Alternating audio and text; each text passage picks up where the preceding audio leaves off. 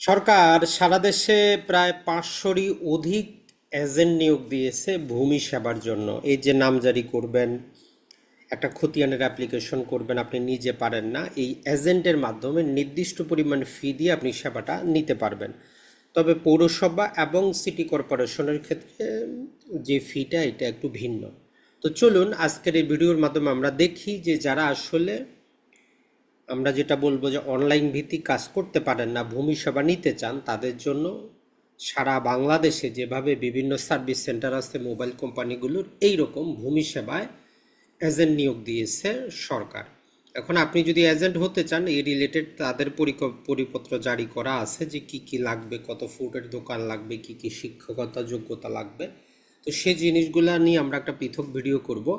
তো আজকের এই ভিডিওর আলোচনার বিষয় হচ্ছে যে কোন সেবার জন্য কত টাকা ফি আর ওই সেবাগুলা কি কি সেগুলোই দেখানো। তো চলুন শুরু করা যাক।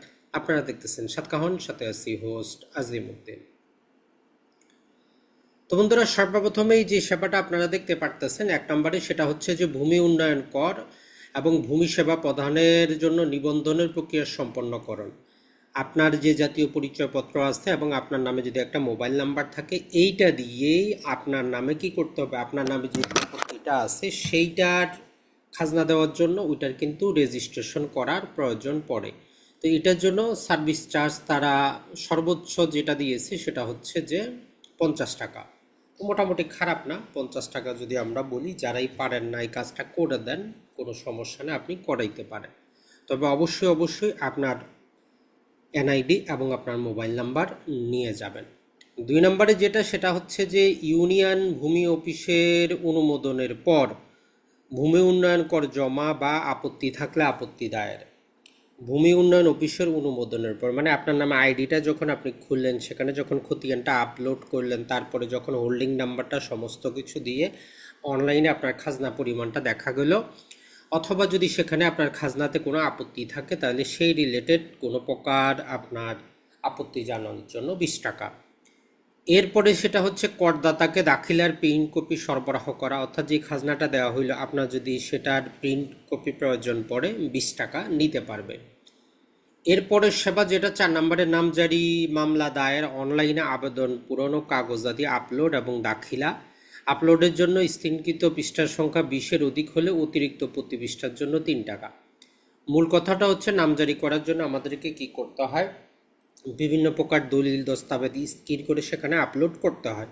তো এখানে 280 টাকা পর্যন্ত, তবে সর্বোচ্চ স্ক্রিনকৃত পাতার সংখ্যা যাতে 20 হয়, 20-এর অধিক হইলে প্রতি পৃষ্ঠার জন্য 3 টাকা করে এডিশনাল দিতে হবে।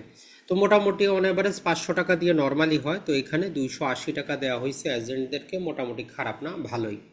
তো এটা কিন্তু যারা এই ভূমি রিলেটেড কাজ করেন, যে কোনো একটা দোকান বা কিছু নিয়ে যদি কাজগুলো শুরু করেন, তাদের জন্য কিন্তু ভালোই। অনুমোদন সাপেক্ষে সরকার নির্ধারিত নামজারি ফি জমাকরণ, অনলাইনে নামজারি খতিয়ানের প্রিন্ট কপি সরবরাহ, মানে ওই সেখানে নামজারি ফি জমা করার জন্য 100 টাকা। এরপরে যদি আমরা দেখি, নামজারি খতিয়ান বা রেকর্ডীয় খতিয়ান বা পর্চা প্রাপ্তির অনলাইনে আবেদন পূরণ এবং হচ্ছে দাখিল, অর্থাৎ আপনি যে কোনো প্রকার একটা খতিয়ান অনলাইন থেকে চান অ্যাপ্লিকেশন করে দেওয়ার জন্য এটা।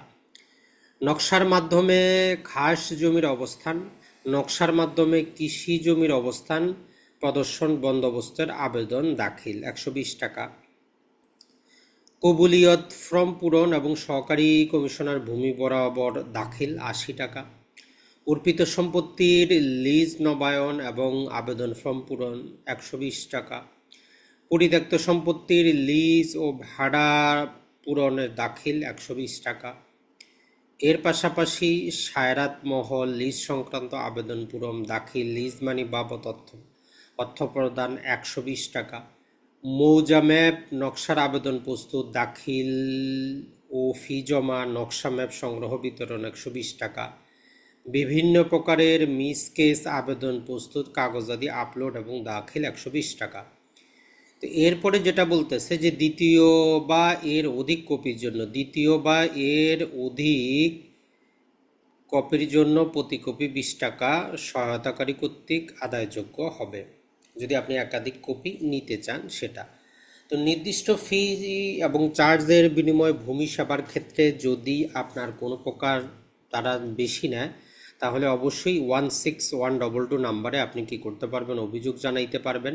সকল সিটি কর্পোরেশন, পৌরসভা এলাকা ব্যতীত সকল পৌর এলাকা, সকল সিটি কর্পোরেশন ও সাভার পৌরসভার এলাকা ব্যতীত। এখন এই সাভার পৌরসভার এলাকার মধ্যে কি আছে তারাই ভালো জানে। তাহলে সকল সিটি কর্পোরেশন ও সাভার পৌরসভা, শুধুমাত্র আমাদের ভিডিওর প্রথমে পৌরসভা বলা ছিল, তো এখানে শুধু বলতেছে যে সাভার যে পৌরসভা আছে এইটা ব্যতীত বাকি পৌরসভার জন্য তাদের এই খরচটা। তো মূলত এইখানে আপনি একটা জিনিস আবার মনে রাখবেন, ইনারা কিন্তু জাস্ট সেবা প্রদানের লক্ষ্যে আপনাকে এই সেবাগুলো দিবে, তাদের কাছে কোনো অথরিটি নেই। তো এদের মাধ্যমে কোনো কিছু কন্ট্রাক্টে আপনি কাজ করাবেন না যে নামজারিটা করে দিবেন, এত টাকা নিবে, এইটা না। জাস্ট তাদের মাধ্যমে অ্যাপ্লিকেশনটা আপনি করবেন, এতটুকুই। এখন সমস্যা যেটা হচ্ছে, এদের মাধ্যমে দালালের সৃষ্টি হবে। এখন এইটা কন্ট্রোল করার জন্য অবশ্যই সরকারকে পদক্ষেপ নিতে হবে যে এদের কাজ শুধু অ্যাপ্লিকেশন করে দেওয়া, হোক না হোক সেটা আপনার ব্যাপার, সেটা আপনি বুঝবেন, এসিল্যান্ড অফিস বুঝবে। তো মোটামুটি বলতে পারি যে আমরা আসলে বাংলাদেশের ভূমি ব্যবস্থায় এটা খুবই গুরুত্বপূর্ণ একটা জিনিস আমরা বলতে পারি। তো এই যে সেবা কেন্দ্রগুলো, তো এগুলো ব্যক্তি পর্যায়ে দেওয়া হয়েছে, মোটামুটি ভালো হয়েছে। তবে অনেকেই কমপ্লেইন করবেন যে ইউনিয়ন ডিজিটাল সেন্টারে কি হইলো। এখন ইউনিয়ন ডিজিটাল সেন্টারে যারা কাজ করেন এরা নিজেদেরকে ক্ষমতাধর মনে করেন। তো আপনার বাজার ঘাটে সব জায়গায় আমরা তো মনে করি যে এটা আসলে যেটা করা প্রয়োজন, প্রতিটা থানা, উপজেলা এবং ইউনিয়ন লেভেলে যেভাবে কাজী সাহেবরা আছেন ওয়ার্ড ভিত্তিক, এই রকম ব্যক্তিদেরকে নিবন্ধন দেওয়া দরকার। ওই নিবন্ধন অনুযায়ী উনি ফিটা নেবেন, তাহলে ভূমি সেবাটা আরও কী হবে, সুবিধাজনক হবে। তবে এক্ষেত্রে যেটা বললাম যে অবশ্যই তাদের ব্যাকগ্রাউন্ড চেক করে দিতে হবে। যাদের দোকান আছে, অ্যাটলিস্ট কম্পিউটারের ব্যবস্থা আছে, প্রিন্টারের ব্যবস্থা আছে, এদেরকে দিলে সেবাটা ভালো হবে। ভালো থাকবেন, সুস্থ থাকবেন। আসসালামু আলাইকুম।